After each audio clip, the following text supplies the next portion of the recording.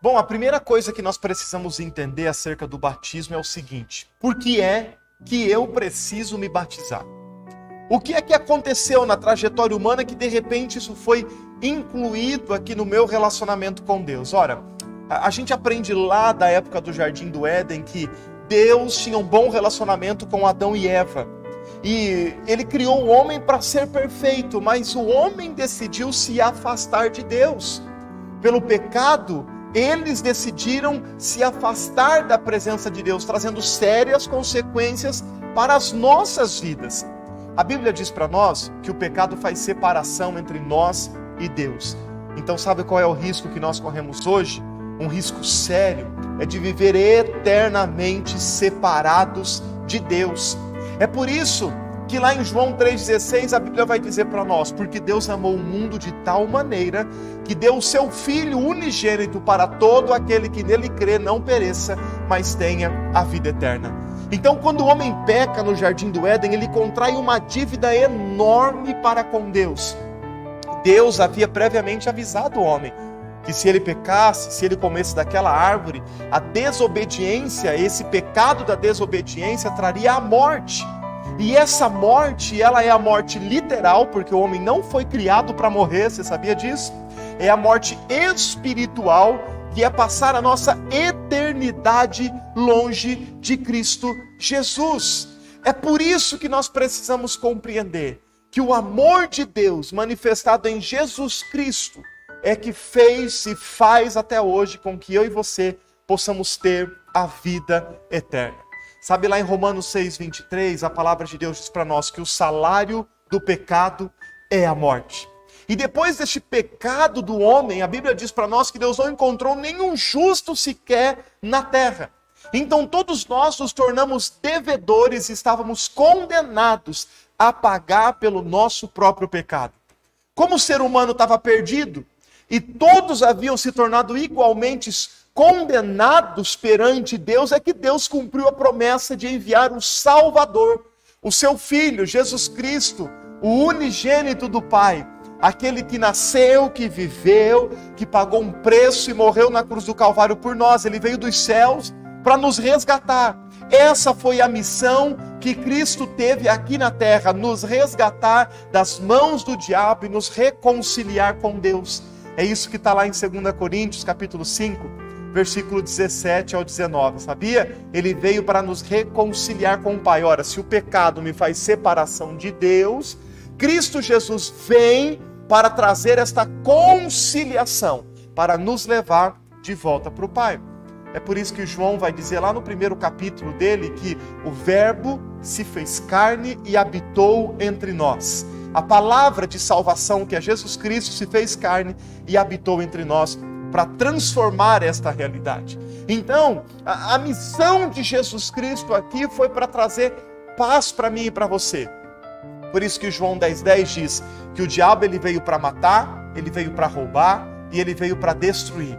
Mas existe um ponto e vírgula ali, o próprio Jesus Cristo vai dizer: mas eu vim para que tenham vida e vida em abundância. Satanás fez de tudo para impedir o plano de salvação, nos levando ao mais profundo poço de perdição e pecado. Mas Jesus Cristo veio e venceu a morte, ele venceu o diabo, ele venceu as estratégias do diabo e absolutamente tudo. E ele não falhou. A Bíblia diz que ele foi tentado em tudo e ele não falhou. Por isso é que nele nós temos a salvação. Ele foi o Cordeiro perfeito que morreu na cruz do Calvário por nós para nos salvar. Sabia disso? Nenhum de nós, por conta própria, teríamos a habilidade de salvar a nós mesmos. Não era possível isso e ainda não é possível a nenhum de nós homens. É por isso que Jesus Cristo vem e ele vence a morte. Ele vence a morte espiritual, ele vence a morte eterna, nos levando de volta para a presença de Cristo Jesus. Sabe, nele, através do sacrifício de Jesus, é que hoje nós homens, eu e você, a gente pode ter livre acesso à presença de Deus. Por isso, é preciso crer nesse sacrifício. É preciso aceitá-lo. É preciso receber Jesus como nosso Senhor, o nosso Salvador, para aí sim podermos ter o direito a tudo quanto havíamos perdido lá no Jardim do Éden. né? Então, o que a gente precisa compreender aqui é 4 situações tão simples. Primeira delas é que Deus me ama e Ele tem um propósito em minha vida. E que muitas vezes, em meio às lutas e às dificuldades que nós passamos, a gente até chega a pensar, puxa, Deus não me ama, Deus se esqueceu de mim. Mas a Bíblia diz para nós que Ele sempre está presente com a gente, que Ele nos ama de tal maneira, como nós lemos em João 3,16, que Ele enviou o Filho dele para morrer na cruz do Calvário por nós. Deus fez isso porque Ele tem um propósito de nos dar uma vida abundante, como eu também citei, falando de João 10,10. Então, quando eu entendo que Deus me ama acima de tudo e Ele quer me dar uma vida completa e uma vida com propósito, eu preciso olhar para mim. E esse é o segundo passo, eu preciso admitir que eu sou ser humano e sou pecador.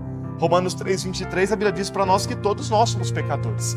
Quando Deus criou o homem, ele vivia em perfeita paz e comunhão com Deus. Mas aí ele peca lá no Jardim do Éden, bloqueando o relacionamento com Deus, e essa comunhão se desfez.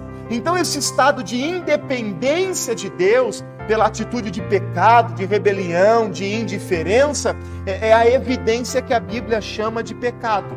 E lá em Isaías 59:2, a Bíblia vai mostrar para nós que o pecado separa a gente de Deus, o homem está separado de Deus. Essa é a principal morte, é a morte eterna. Se nós hoje, sem entregarmos a nossa vida para Cristo, sem descermos as águas do batismo, morrermos aqui neste mundo, morremos eternamente para Deus. Sabe, para tudo isso, para tudo que nós fizemos nesse mundo, há uma recompensa. Por isso que a Bíblia diz para nós, o salário do pecado é a morte. É isso que está escrito. O mundo espiritual não é diferente. Existe a separação entre nós e Deus. Quando eu peco, qual é a minha recompensa, a minha remuneração, o meu salário? É a morte. Então, se o homem foi criado para viver em comunhão com Deus e o pecado separou o homem de Deus, nessa condição, nós, como homens pecadores, não somos felizes. É por isso que você também deve tentar buscar por todas as formas a felicidade, através dos seus próprios esforços, tentando resolver os seus problemas do seu próprio jeito, tentando até mudar algumas coisas ruins da sua vida, da sua própria forma, e não vai conseguir encontrar. O terceiro passo que a gente precisa compreender é que Jesus Cristo é a solução para nós, homens pecadores. Porque por meio dele é que nós podemos alcançar a vitória e ter novamente comunhão com Deus.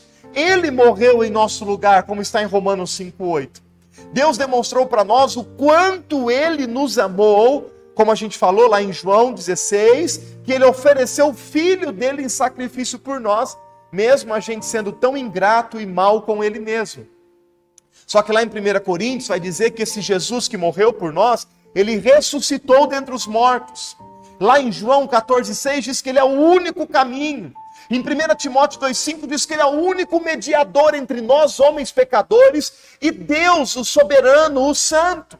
Jesus Cristo deu a vida dele na cruz por nós, Ele derramou o seu precioso sangue para nos purificar de todos os pecados. Isso está lá em 1 João 1,7. Então entenda, o homem pecador e Deus, com um caminho bloqueado por causa do pecado, agora pela cruz de Cristo, ele encontra uma estrada. Por isso Jesus é o caminho que nos leva de volta a uma vida com sentido, a uma vida com propósito, a uma vida feliz, a uma vida que nós enfrentamos lutas, é claro que enfrentamos, mas nós temos uma certeza de que Jesus Cristo nos leva à presença do Pai.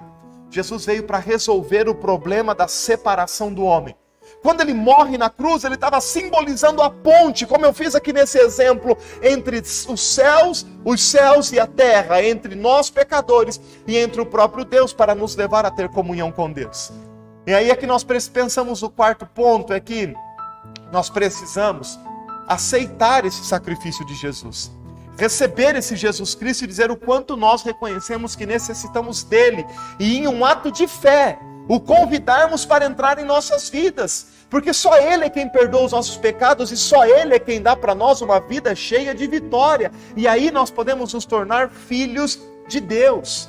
Jesus quer entrar na sua vida, não só pensando na mudança que você pode sofrer aqui na terra, não, ou ter como benefício, mas na sua eternidade. Sabe, é por isso que muitas vezes a gente vive sempre atropelando coisas com a nossa cabeça confusa e com situações que a gente resolve aqui, daqui a pouco volta de novo, a gente pede perdão aqui, daqui a pouco o problema vem de novo, porque nós não nos entregamos por completo a Cristo Jesus.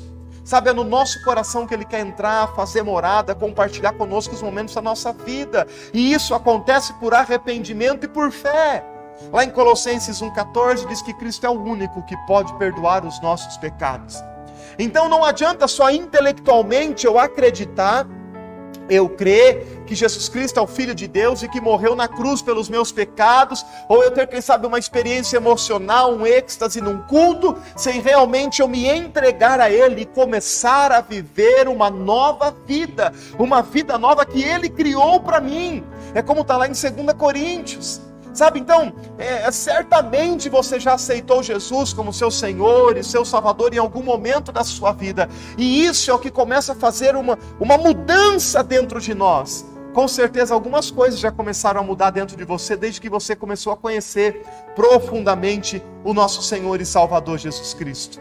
É por isso que nós precisamos entender que existe sentido para a nossa vida. E desta origem do homem, sem pecado, mas quando ele peca, ele quebra esse propósito original, a morte entra, e quem nos leva de volta à presença de Deus é Cristo Jesus. Só nele nós temos a chance de viver uma nova vida. Amém? Esse é o primeiro ponto que a gente precisa entender.